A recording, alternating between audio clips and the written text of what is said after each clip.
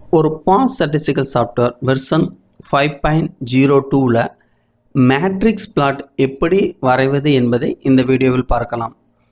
Hello folks, welcome to biostats. நான் உங்கள் doctor மோகன் அர்த்தனாரி. ஓகே, பொதுவாக மேட்ரிக்ஸ் பிளாட் என்பது ஒரு தரவு தொகுப்பில் பல மாறிலிகளுக்கு இடையான உறவுகளை எளிமையாக காட்சிப்படுத்த வரையப்படும் ஒரு வகை கிராஃபை தான் மேட்ரிக்ஸ் பிளாட்னு சொல்லுவோம். பொதுவாக இது பயோஸ்டாட்டிஸ்டிக்ஸில் நம்ம எந்தெந்த பயாலஜிக்கல் சயின்ஸ் டிபார்ட்மெண்ட்டில் பயன்படுத்தலாம்னா சூழியல், மரபணுயியல், சுற்றுச்சூழல் மற்றும் சுற்றுச்சூழல் சார்ந்த தரவுகள் போன்ற சிக்கலான தரவு தொகுப்புகளை எளிமையாக காட்சிப்படுத்தி அவற்றுக்கு இடையான தொடர்புகளை எளிமையாக விளக்குவதற்கு இந்த மேட்ரிக்ஸ் பிளாட்டை பயன்படுத்தலாம். இப்போ ஒரு பாஸ் ஸ்டாட்டிஸ்டிக்கல் சாஃப்ட்வேரில் மேட்ரிக்ஸ் பிளாட் வரைவதற்கு நமக்கு ஒரு குறிப்பிட்ட தரவுகள் தேவைப்படும். அதற்காக நம்ம மரபணு சார்ந்த தரவுகள், அதாவது RNA சீக்வன்சஸ் தொடர்புடைய தரவுகளை எடுத்திருக்கோம். இதில் பார்த்தீங்கன்னா ரோஸில் 10 ஜீன்ஸ் எடுத்திருக்கோம். So gene 1 to gene 10. அடுத்ததாக காலம்னு பார்த்தீங்கன்னா சாம்பிள் 1. கண்ட்ரோல் என்பது சிகிச்சை அளிக்கப்படாத ஒரு தரவு. அடுத்ததாக சாம்பிள்ஸ் 2லேருந்து சாம்பிள்ஸ் 5 வரைக்கும் நம்ம ட்ரீட்மெண்ட் கொடுக்கப்பட்ட ஜீனோட எக்ஸ்போஸை நம்ம எடுத்திருக்கோம். அதாவது treatment A, treatment B and treatment C, ஃபைனலாக ட்ரீட்மெண்ட் D. இந்த தரவுகள் ஒரு RNA சீக்வன்ஸோட கவுன்ஸ், அதாவது நம்ம டிஃப்ரெண்ட் ட்ரீட்மெண்ட் கொடுக்கும் பொழுது அதனோட கவுன்ஸில் எப்படி மாறுபாடுகள் வருது என்பதை தான் இதற்காக தரவாக எடுத்திருக்கோம். பொதுவாக உங்களுக்கு பாஸ் ஸ்டாட்டிஸ்டிக்கல் சாஃப்ட்வேரில் ஒரு டேட்டா எப்படி இம்போர்ட் பண்ணுறது மற்றும் அதை எப்படி கஸ்டமைஸ்டு பண்ணுவது போன்ற சந்தேகங்கள் இருந்தால் அதற்கான வீடியோ நமது சேனலில் ஆல்ரெடி பப்ளிஷ் பண்ணியாச்சு. அந்த வீடியோவுக்கான லிங்க் இந்த வீடியோ டிஸ்கிரிப்ஷனில் இருக்குது. உங்களுக்கு அதில் சந்தேகங்கள் இருந்தால் அந்த வீடியோவை பாருங்கள்.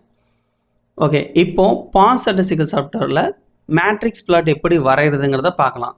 பொதுவாக இதுக்கு நமக்கு எடுத்திருக்க எல்லா தரவுகளையும் தேர்வு செய்யணும் அப்படின்னா செலக்ட் ஆளுங்கிற பட்டனை செலக்ட் பண்ணி எல்லா தரவுகளுமே தேர்வு செய்து கொள்ளலாம்.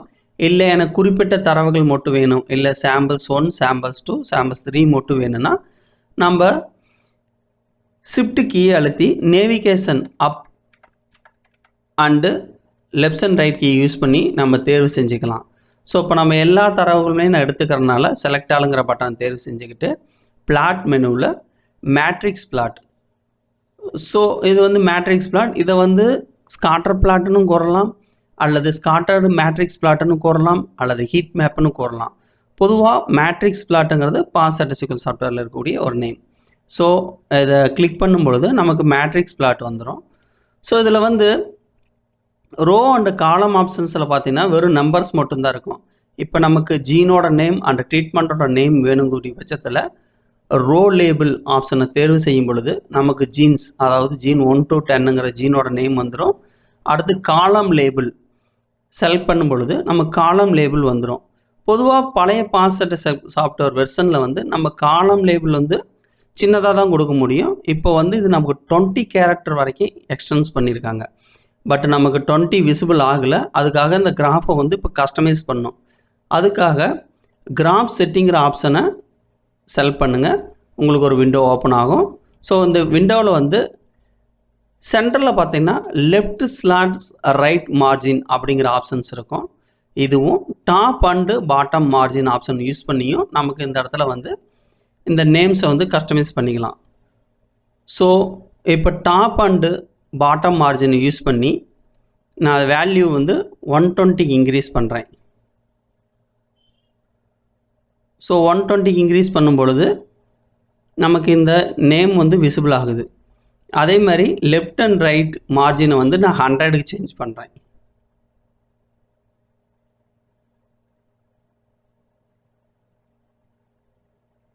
ஸோ 100க்கு சேஞ்ச் பண்ணும்பொழுது கிராஃப் ஒரு சேஃபுக்கு வந்துடும். இதில் நம்ம எப்போது திக் லைன் யூஸ் பண்ணாலுமே நமக்கு இந்த திக் லைன்ஸ் வராது. ஸோ இதில் எந்த ஆப்ஷன்ஸை சேஞ்ச் பண்ண தேவையில்லை. அப்பியரன்ஸில் ஃபாண்ட் சேஞ்ச் பண்ணிக்கலாம். ஸோ நான் டைம் ரோமன் யூஸ் பண்ணிக்கிறேன். Font size 12.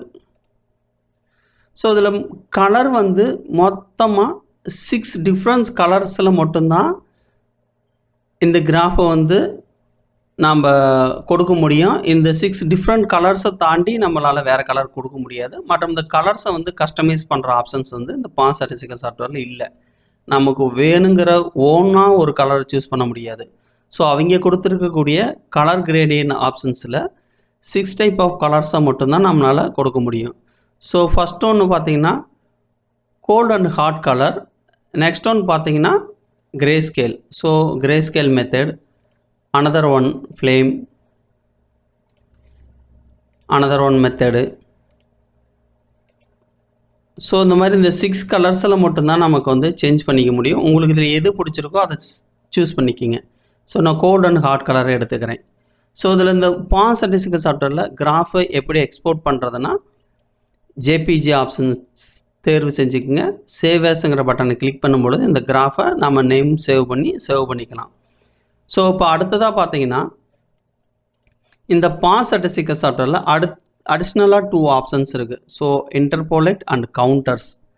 இந்த இன்டர்போலேட் என்பது இடைக்கணிப்பு அப்படின்னு தமிழில் சொல்லலாம். கவுண்டர்ஸ் என்பது வரையறைகள் என்று தமிழில் சொல்லலாம். பொதுவாக இந்த பாஸ் ஸ்டாட்டிஸ்டிக்கல் சாஃப்ட்வேரில் இடைக்கணிப்பு மற்றும் வரையறைகளுடன் இணைந்த மேட்ரிக்ஸ் பிளாட் பெரும்பாலும் இடம் சார்ந்த அல்லது மேற்பரப்பு தரவுகளை காட்சிப்படுத்துவதற்கு பயன்படுத்தப்படும் ஒரு முறையாகும்.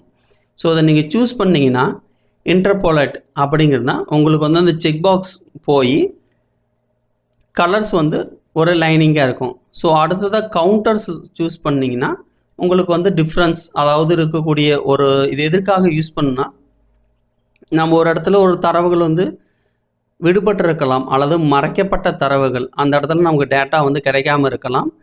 அந்த டேட்டாவை மறைப்பதற்காக இந்த இன்டர்போலேட் மற்றும் கவுண்டர்ஸ் ஆப்ஷன் யூஸ் பண்ணி நம்ம அந்த இடத்துல மறைத்து கொள்ளலாம். ஸோ அந்த இடத்துல வந்து நமக்கு செக் பாக்ஸ் போடும் பொழுது அந்த இடத்துல பிளாங்காக ஒரு செக் பாக்ஸ் இருக்கும். ஸோ இந்த 2 ஆப்ஷன்ஸை யூஸ் பண்ணி நம்ம கிராஃபை வந்து விசிபிள் பண்ணுறதுக்கு தெளிவாக பண்ணிக்கலாம். அதற்காக இதை பயன்படுத்தலாம். பொதுவாக இது எதற்காக பயன்படுத்தலாம்னா மற்றும் இது வந்து இரண்டுக்குமான, அதாவது நம்ம எடுத்திருக்கக்கூடிய தரவுகளுக்கு அவற்றுக்கு இடையேயான உறவுகள் மற்றும் வடிவங்களை புரிந்து கொள்வதற்கும் மிக பயனுள்ளதாக இருக்கும். அடுத்ததாக இந்த பாஸ் ஸ்டாட்டிஸ்டிக்கல் சாஃப்ட்வேரில் இந்த இன்டர்போலேட்டும் கவுண்டரும் எதுக்காக பயன்படுத்தலாம் அப்படின்னு பார்த்தீங்கன்னா அறியப்பட்ட தரவுகளின் அடிப்படை மதிப்புகளை மதிப்பிடுவதன் மூலம் இடைக்கணிப்பு காணாமல் போன தரவு புள்ளிகளை நிரப்புகிறது. அளவீடுகள் பெரும்பாலும் குறைவாக இருக்கும் உயிரியல் அல்லது சுற்றுச்சூழல் தரவுகளுக்கு இது மிகவும் பயனுள்ளதாக இருக்கும். இது கவுண்டர்ஸில் பார்த்தீங்கன்னா இந்த பாஸ் ஸ்டாட்டிஸ்டிக்கல் சாஃப்ட்வேர் இந்த கவுண்டர்ஸ் எதுக்கு யூஸ் பண்ணுறோன்னா வரையப்படும் மாறிலிகளின் நிலையான மதிப்புகளை குறிக்க வரையறைகள் பயன்படுத்தப்படுகின்றன.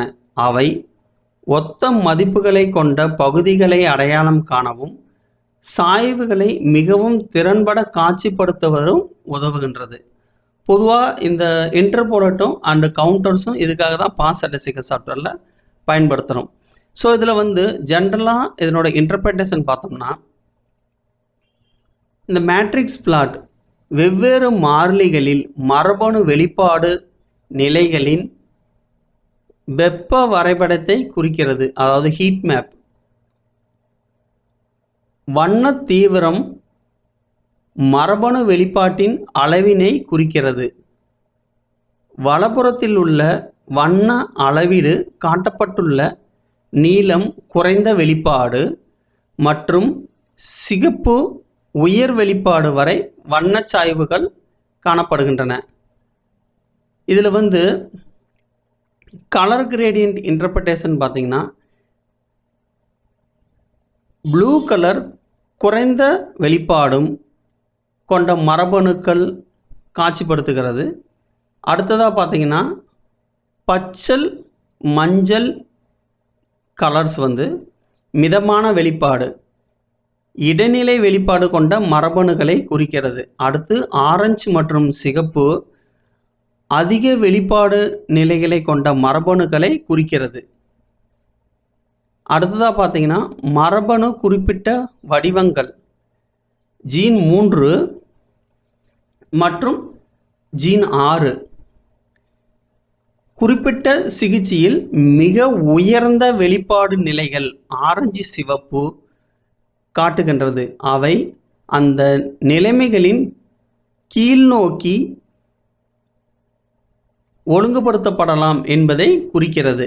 அடுத்ததாக ஜீன் 4 மற்றும் ஜீன் 7 அனைத்து மாறிலிகளும் குறைந்த வெளிப்பாடு ப்ளூ கலர்ஸை தொடர்ச்சியாக காட்டுது. அவை சிகிச்சையின் பதிலளிக்காதவை என்பதை காட்டுகிறது.